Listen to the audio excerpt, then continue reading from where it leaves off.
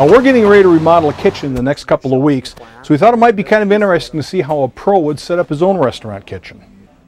On our Stone Cottage project, Chef Jack Riebel stopped by to do a little cooking with us in the kitchen. Right now he's putting together a restaurant. We thought we'd stop down to see kind of what the theory is in laying out the entire kitchen area, see if there might be some similarities between this and a residential home.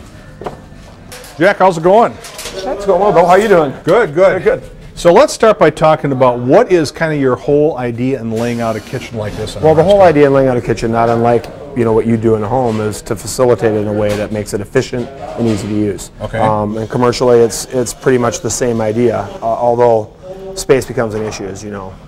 And for us, we don't make any money in the kitchen in that respect. We want to seek guests, maximize our dining room space. That's probably true. Well, let's start by just looking, take the equipment down here and let's work our way up. Sure. Well, you come down to this end of the line here now, kind of not dissimilar to a design that you might work on. We try to work on everything in kind of triangles. So what you have in that respect is you have like a fryer. So we're going to have this set up as a workstation where one person will be frying and setting up a lot of the first courses. These would be refrigerated drawers. I think you're seeing more and more people putting these into residential homes too, kind of under the counter refrigeration, because obviously there's a lot of ambient heat in a commercial kitchen. So if you come over here, this is what we call a worktop or a prep top for a station. But when this is open during service time, you obviously don't have the same amount of cold retention in this surface as you will in a drawer, for instance, or reaching. If you look at these, this is one of the things you'll see that's quite a bit different in a commercial kitchen. Is look at the interior depth of this. I mean, it's not something you're going to find in every home refrigeration unit. So how does a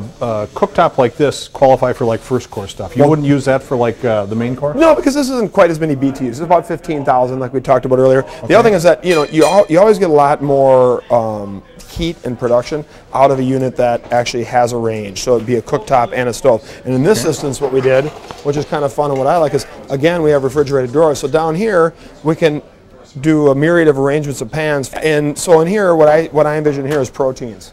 Over here you have your grill. As we talked about, this is a little bit different operation because now we have a range underneath. Just more for the main courses now. Absolutely. And some of the sausages and things that we're designing as appetizers. So that's kind of this part of the station as we stand in the middle. That's this half. Now we come along here, and this is a classic French top cast iron. Yeah. So how does something like this work? You hear about these French tops, but I've never used one. Well, they're pretty cool. If you look inside of here, there's actually going to be heating elements underneath here. So this is actually going to come out and it heats this very evenly. So this is a super solid heated work top. So what would you be cooking here then? This is nice because you can do direct cooking, Dean, or you can set off the sides and you can simmer and you can have sauce. So I look at this as like all the sauces and the garnishes and the things that are going to be accompanying our grilled meat. So kind of this triangle, if you were, work triangle, this is going to be kind of the workhorse. Now this, much different range. If you look inside of here, it's all stainless lined. This is a really high-end convection oven. I mean, this is where we're going to get the work done, not dissimilar to our wood-burning grill. Now what's kind of fun as we talk about this triangle, Dean, if you look, is we'll be grilling here and using this. We'll be heating sauces and sides and vegetables over here, and then this is another cold food station right behind you. Okay. So again, we talked about like the garnishing, the stuff that we're going to do. Yep. This is kind of our quarterback.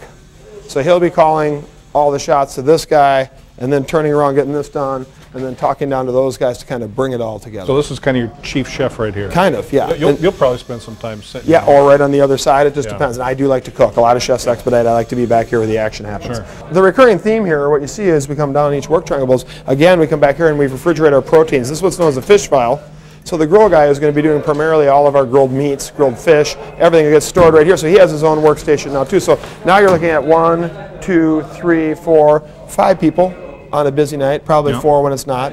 Supplemented by myself and or a sous chef, and those will work in in a linear pattern. First courses, main courses, smoked meats, and then right back here, the back of the line, cold food. So you'll finish on the end. So it's kind of set up to flow straight through. I'll tell you, I'd love to come back when you guys have everything up and running just to see if it works just like you said it does. Absolutely, and we'd love to have you, and we'd like to show you some of our downstairs production. Yeah, you mentioned that earlier. Yeah, and some of the other elements that we didn't get covered today. So we look forward to having you. We got to check out the penny floor in there too. Dean, have a great day. Thank you. Thanks.